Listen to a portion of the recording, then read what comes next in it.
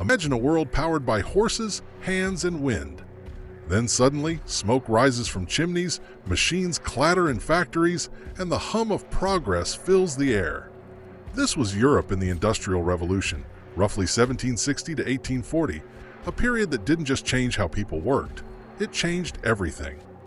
Today, we are looking at how the Industrial Revolution reshaped European economics, lifestyle, and culture, and the dramatic, often brutal effects it had on everyday life. The first big change was production itself. Before this era, goods were made through the domestic system. Imagine a weaver in a cottage working a hand loom at their own pace. Production was slow, markets were local, goods were expensive. Then came the factory. Textiles, iron, and coal became the new pillars of power. In Britain, mechanized spinning machines like the spinning jenny and Arkwright's water frame allowed one worker to produce dozens of threads simultaneously. Coal mines powered James Watt's steam engines, fueling railroads and ships that connected towns, cities, and countries like never before. The economic consequences were massive. First, urbanization.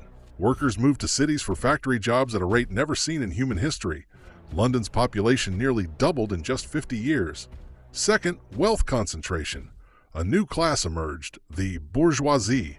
Factory owners and bankers became the new elite, successfully challenging the power of the traditional land-owning aristocracy. And finally, global trade. This was the birth of true globalization.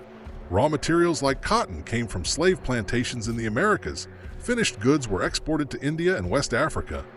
Britain became the workshop of the world, but this wealth was built on a global web of inequality.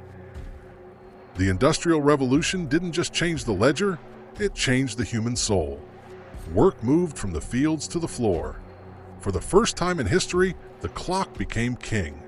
Life was no longer dictated by the sun or the seasons, but by the factory whistle. Families that once worked together at home were now dispersed across different factories for 14 hours a day.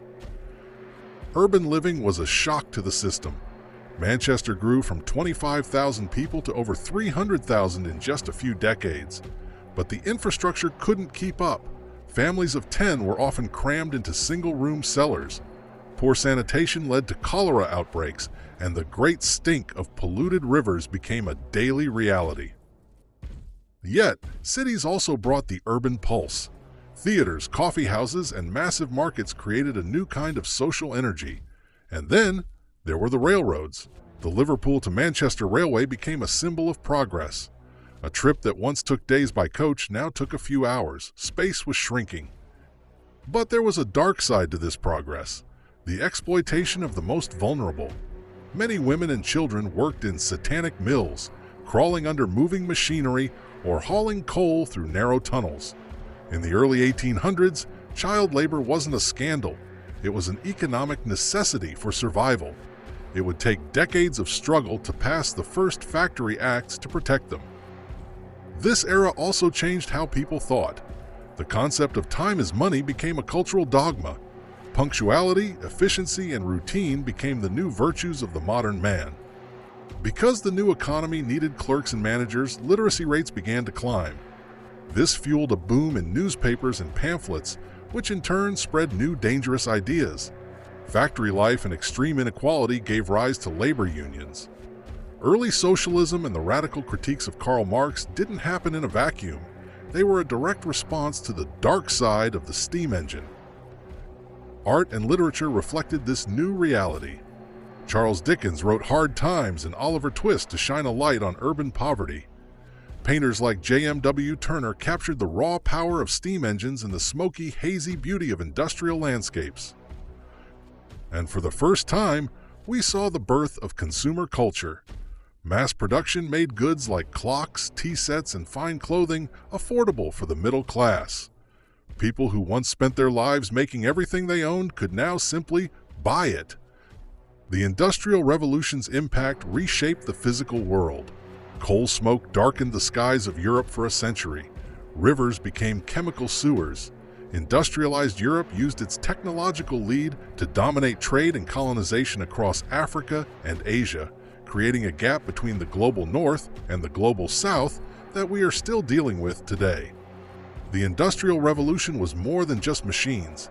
It was a total migration of the human experience, from agrarian to industrial, from rural rhythms to urban schedules, from local traditions to mass education and labor movements. It was messy, it was unequal, and it was transformative. It laid the foundation for the world you are standing in right now. The next time you ride a train, type on a keyboard, or buy a factory-made shirt, remember, this world was built in the age of steam and smoke. If this exploration of Europe's transformation helped you see the world more clearly, hit that like button and subscribe for more deep dives.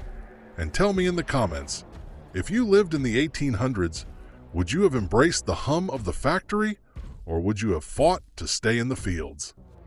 If you enjoyed the video, like and subscribe to see more. Until next time, keep exploring the engines of history.